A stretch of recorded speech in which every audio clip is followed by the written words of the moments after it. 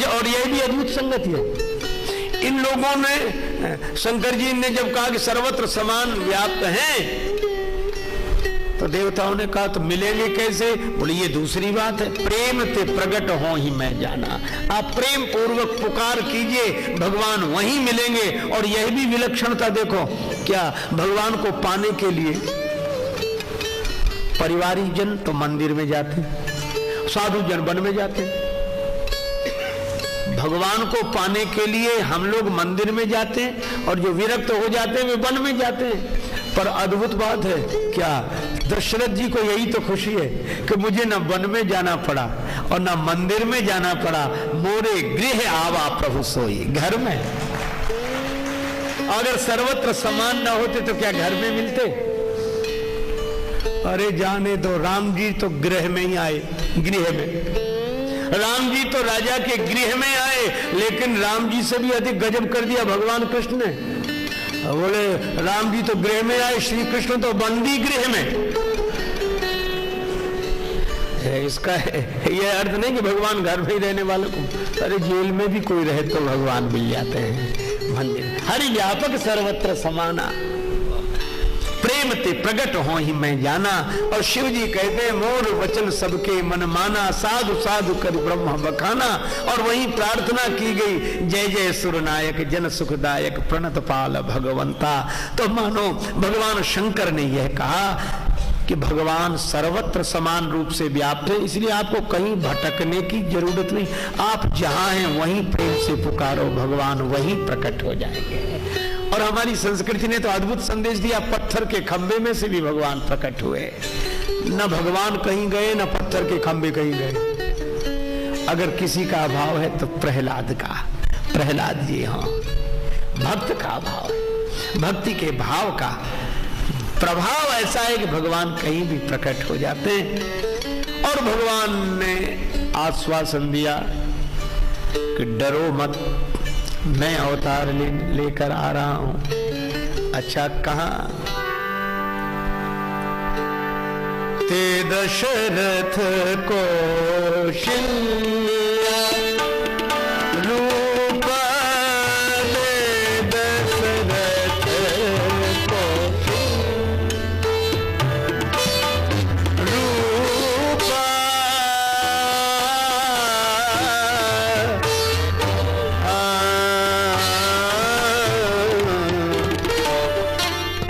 ते दशरथ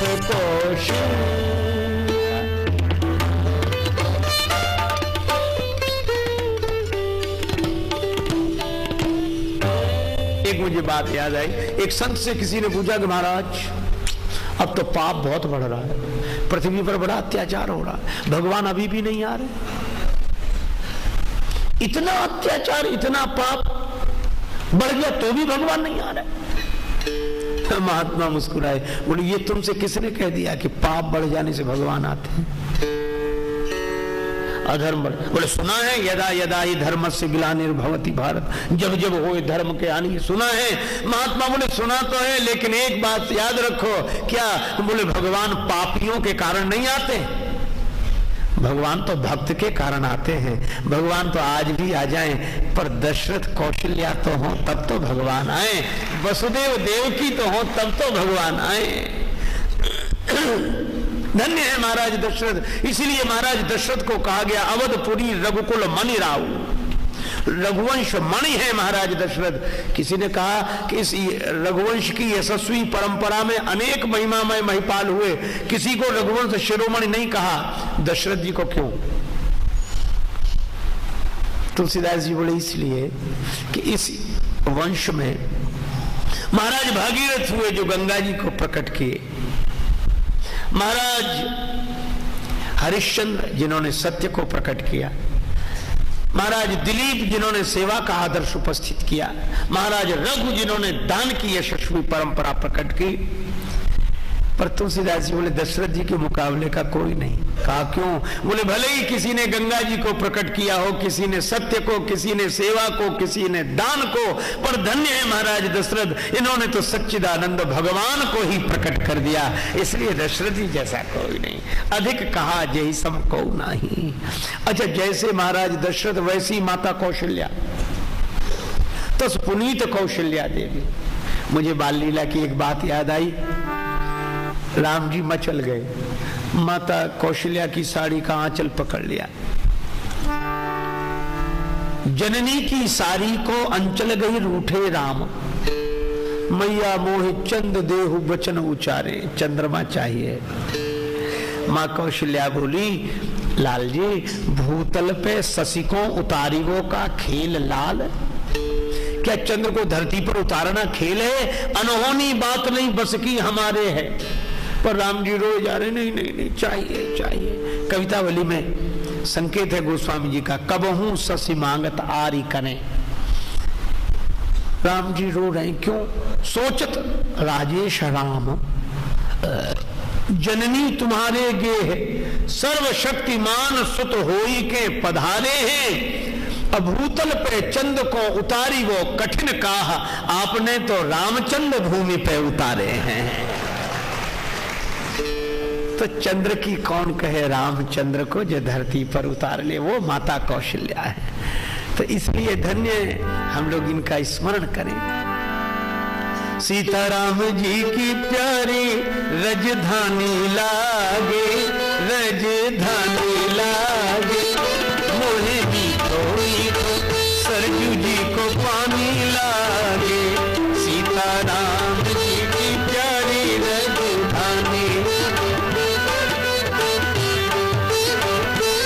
मोहे मीठो मीठो सरजू जी को पानी लागे। धन्य कौशला धन्य केकई, धन्य सुमित्रा मैया, धन्य भूप दशरथ जी के आंगन खेलत चारे भैया। मीठी तोतली रसीली प्रभु बानी लागे, प्रभु बानी लागे। मीठो मीठो सरजू जी को पानी लागे। दशरथ के यहाँ, माता कौशल्या के यहाँ, माता सुमित्रा, माता के यहाँ चार सुकुमार कुमारों का जन्म हुआ। सभी महाराज दशरथ से कहने लगे, पाए शुभ समाचार नृप के कुमार भये, औधपुरवासी मन फूले ना समाये हैं, आए अनुराग भरे भूप को बधाई देन। नाये नाये शीस तिन वचन सुनाए हैं, धन्य भूपाल मणि राजेश रघुवंश धन्य। और धन्य धन्य जननी सपूत जिन जाए हैं, जीवन को फल पायो अवध निवासिन ने, चौथे पुन भूपति ने चार फल पाए हैं। अब दशरथ जी को जो पता लगा, दशरथ पुत्र जन्म सुनि काना, मानहु ब्रह्मानंद समाना।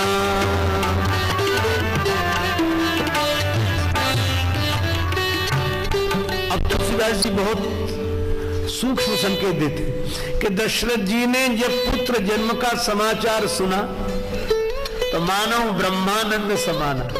लेकिन ब्रह्मानंद ही नहीं, आगे एक बात और कही, परमानंद पूरी मन राजा। कैसे? बोले निर्गुण निराकार की अनुभूति होना ब्रह्मानंद है, और सगुण साकार का दर्शन प्राप्त होना परमानंद है। अब दशरथ जी सोचते हैं, जाकर नाम सुनत शुभ होई, मोरे गृह आवा प्रभु सोई। अब सोई की संगति मिला। यही दशरथ जी पूर्व जन्म में महाराज मनु थे, और क्या सोचते थे? उर अभिलाष निरंतर होई, देखिए नयन परम प्रभु सोई। मन रूप में सोच रहे थे, देखिए नयन परम प्रभु सोई। तो पिछले जन्म में जिसका दर्शन किया था, मोरे गृह आवा प्रभु सोई, मोरे गृह आवा प्रभु सोई। तो राम जी प्रकट हुए महाराज दशरथ के जीवन में, अवधवासियों के जीवन में जब निराशा छा गई, दशरथ जी भी निराश हो गए। भय गिलानि मोरे सुत नाहि, तो निराशा के उस अंधकार में गुरुदेव की कृपा से श्रृंगी ऋषि के द्वारा पुत्रेष्टि यज्ञ हुआ और भगवान प्रकट हुए।